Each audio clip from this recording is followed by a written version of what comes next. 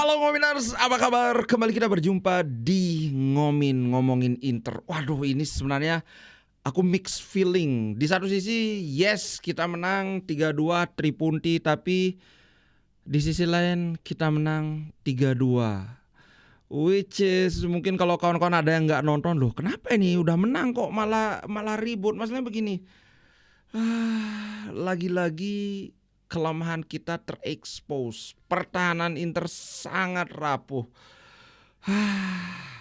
2 kali pertandingan kita menang dengan skor 3-2. Lawan Torino baru saja, kemudian pekan lalu lawan Udinese 3-2. Masalahnya adalah this is even worse. Worse dalam artian tempo hari kita menang lawan Udinese 3-2. Lawan 11 pemain. Sekarang kita lawan Torino 3-2 itu lawan 10 pemain. Yang mana 10 pemain ini sudah dari awal, mereka sekitar menit-menit awal tuh mereka sudah kena kartu merah kan. Aduh. Yang mana ketika Inter nyetak gol pertama tikus, gol kedua tikus lagi 2-0. Waduh, ini bakalan pembantaian. Aku udah mikir gitu. Tahu-tahu sekitar 1 menit atau berapa setelah gol kedua Inter, tahu-tahu 2-1. Dan lagi-lagi aduh, ini adalah mungkin aku tergoda ya untuk ngomong, wah ini kan hasil dari kesalahan, bukan karena skema. No, kesalahan ini adalah kesalahan yang berulang.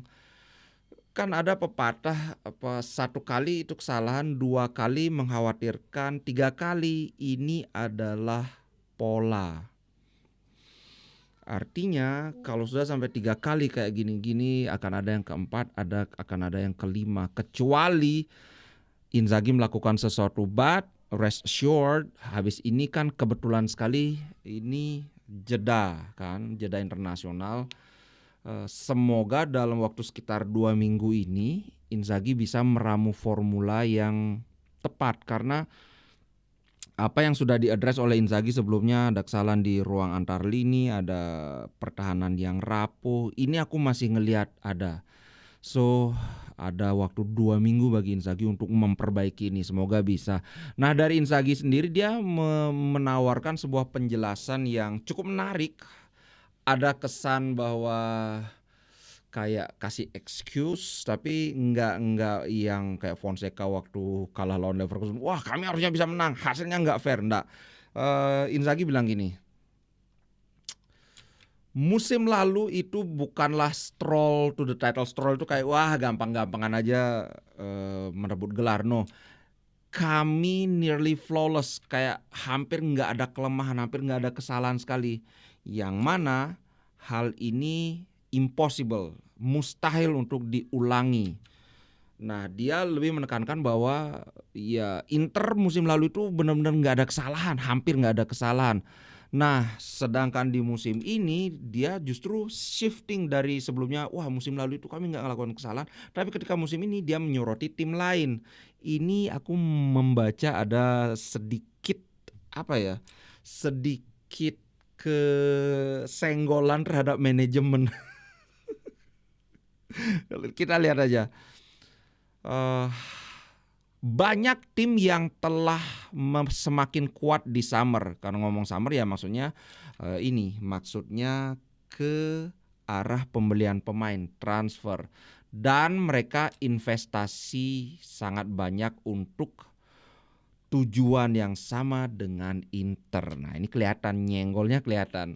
Nah, kami akan berusaha mengusahakannya, tapi saya tidak suka untuk memilih favorit.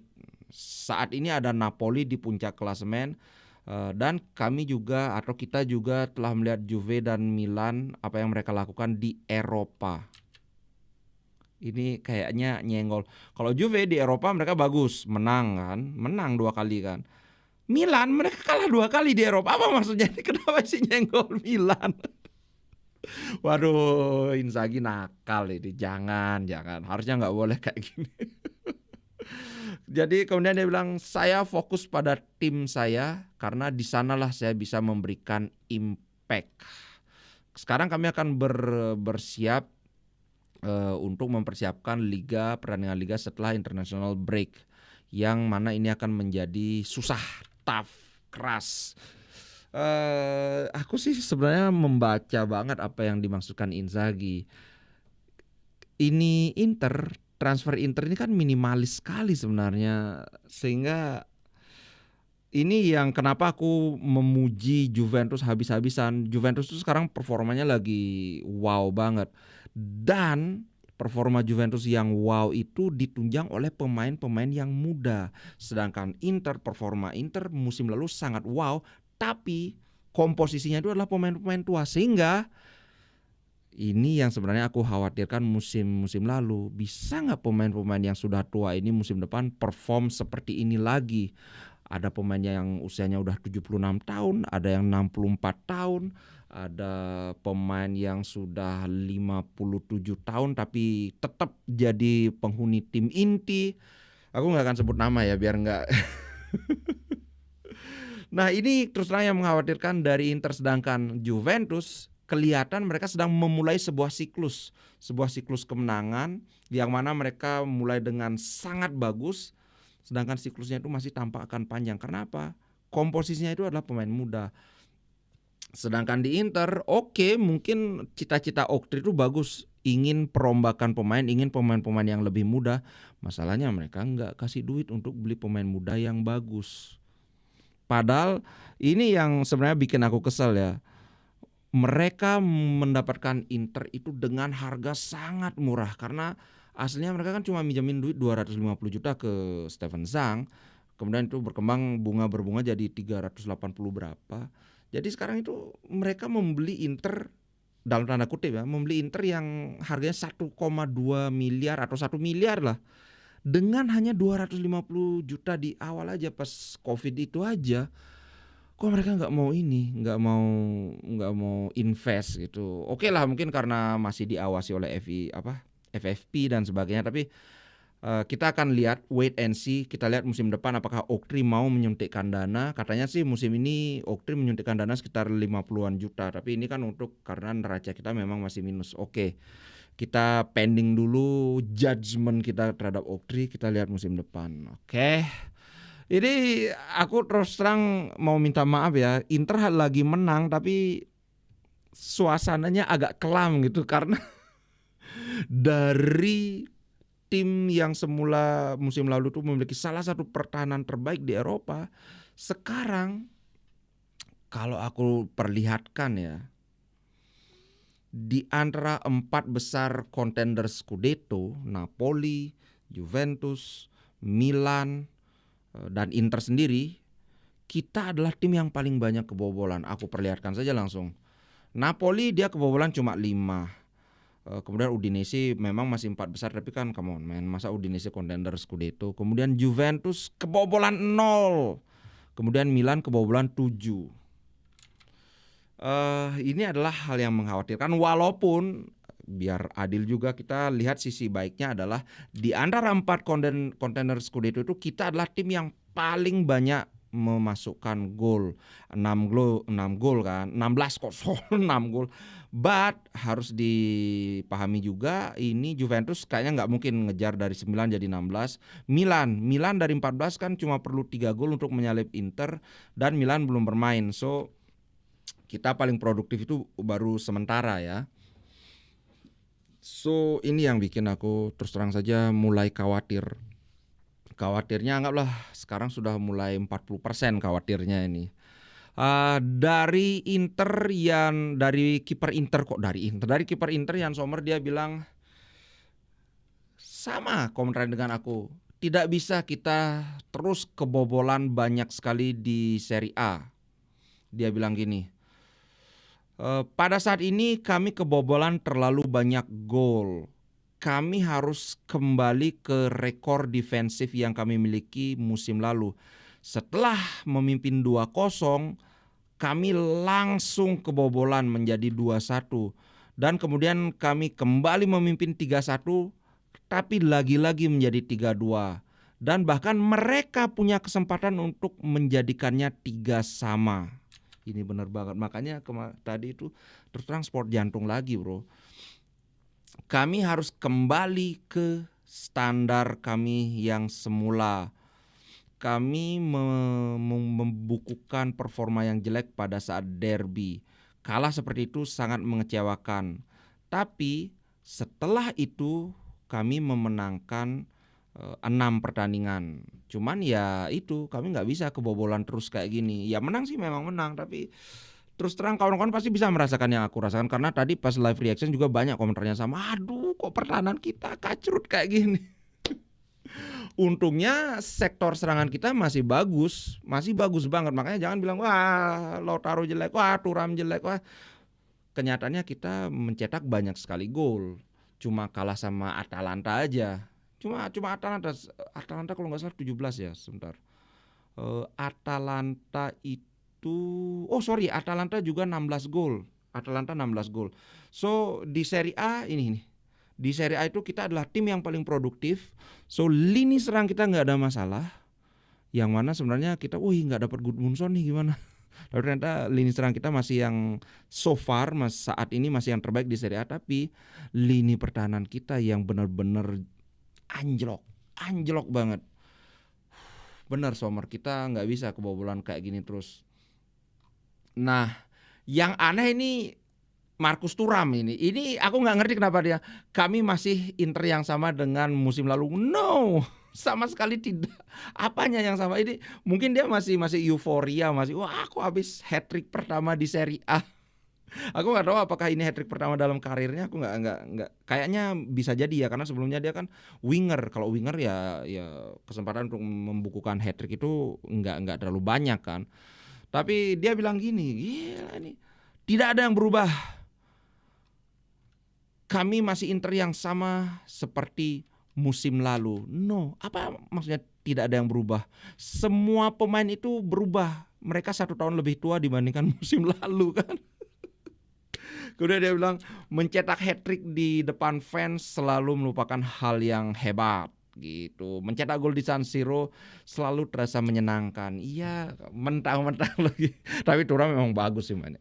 Sebenarnya kalau aku bandingkan performa Thuram tadi dengan performa Lautaro saat kita menang 4-0 lawan Red Star, bagusan performa Lautaro walaupun Thuram mencetak lebih banyak gol. Cuman yang aku lihat lagi-lagi ini dikomentari oleh Inzaghi juga, Thuram benar-benar transformasinya menjadi seorang penyerang tengah itu kentara sekali. Ini dikomentari dengan sangat akurat oleh Inzaghi ya. Namanya juga pelatih, pastilah komentarnya itu benar-benar berdasarkan data yang nyata. Dia bilang begini, dia berintegrasi dengan baik dengan Lautaro karena dia menyerang ruang di belakang, space in behind itu maksudnya ruang di belakang pemain bertahan lawan dengan bagus. Tapi dia juga bisa take care of the ball. Take care of the ball itu maksudnya membawa bola itu dari belakang ke depan, link up play dan hal-hal seperti itulah. Nah, belakangan ini dia sangat sering menyerang di belakang pemain lawan. Karena itulah yang kami minta untuk dia lakukan, terutama melawan tim yang bertahan.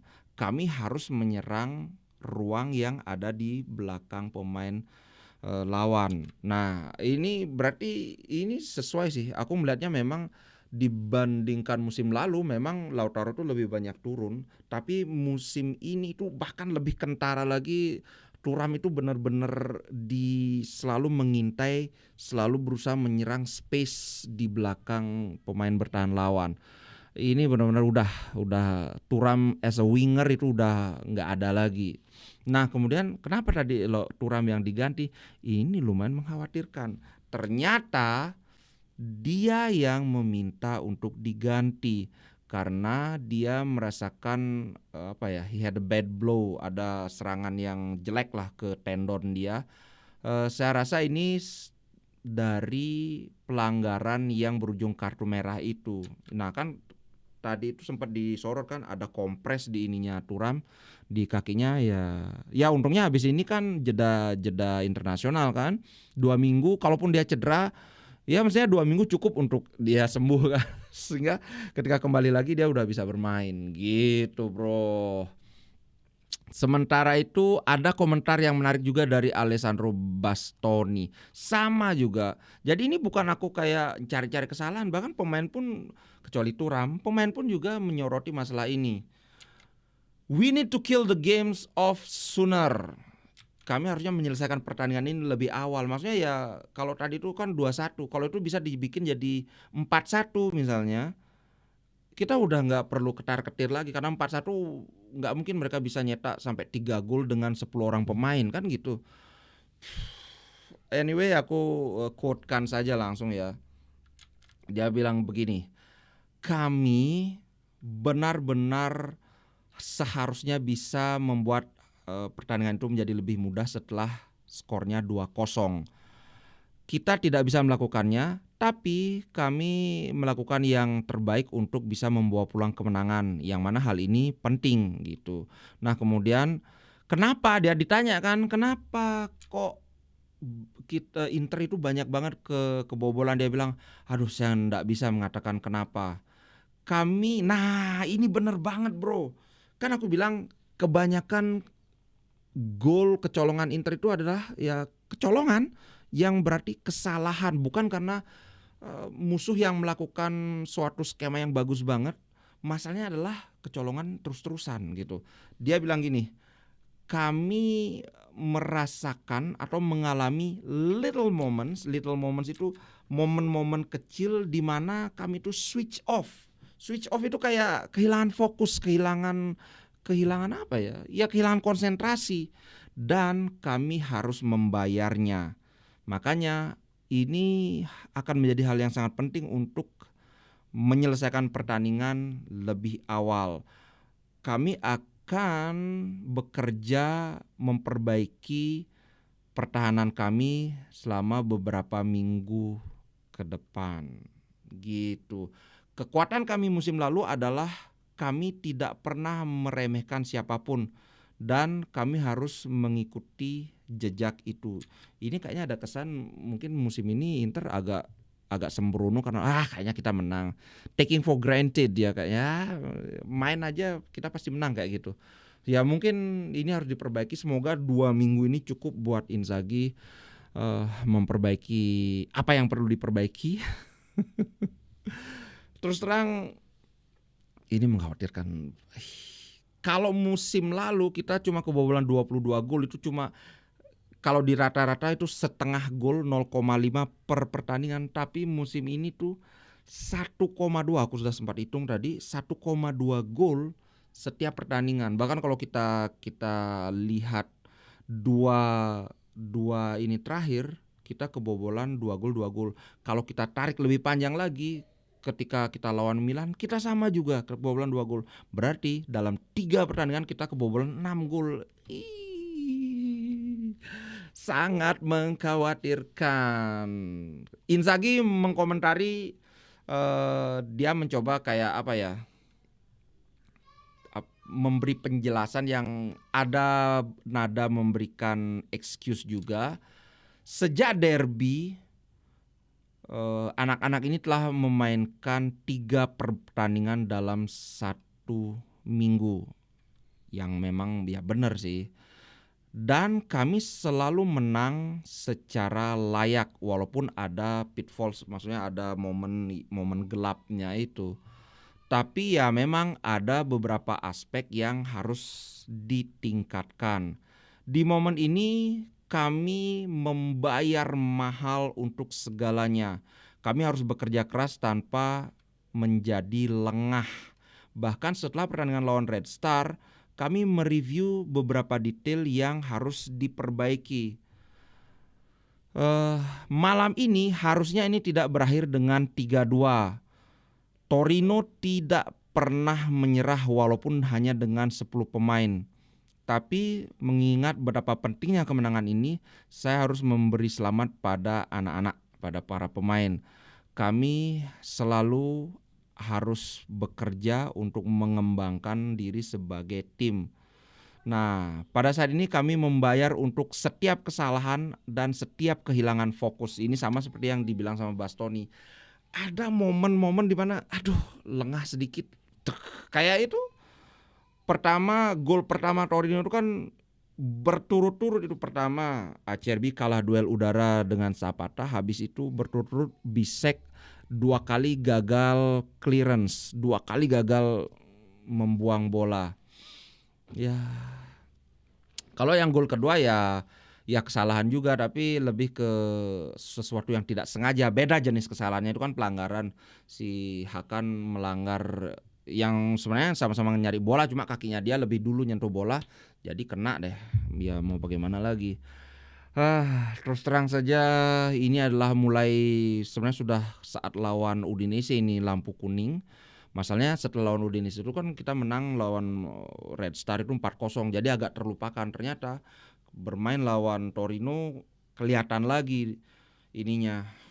Wah, aku nggak terlalu banyak bahas soal taktikal ya. Untuk tactical review akan aku bahas di konten member only. Nanti agak siangan baru aku bikin.